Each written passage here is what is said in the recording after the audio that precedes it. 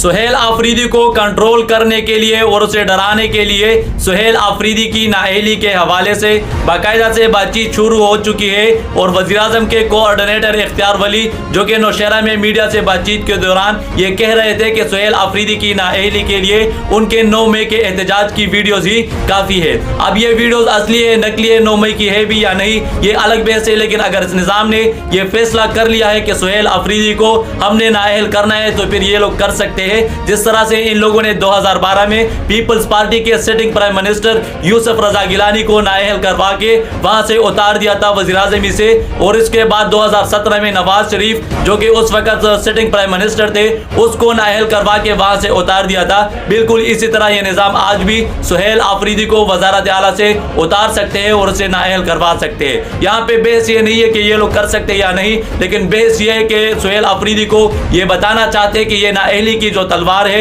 ये हुकूमत गिरने की जो तलवार है, ये अलमीन गंडापुर पे भी लटक रही थी, जिसकी वजह से वो कंप्रोमाइज हो चुके थे और वो दलेराना जो इकदाम थे वो उठाने से गंडापुर कासिर हो चुके थे। लेकिन आपको इस चीज की फिक्र नहीं करनी चाहिए, आपकी हुकूमत जाती है तो जाए, लेकिन मुजाहिमत ही आपने दिखानी है। इस नाअहली और इन केसेस से आप बिल्कुल भी न घबराइए, ये कौम आपके साथ है और जिस तरह की मुजाहिमत आप करेंगे ये कौम आपके साथ शाना बशाना खड़ी होगी।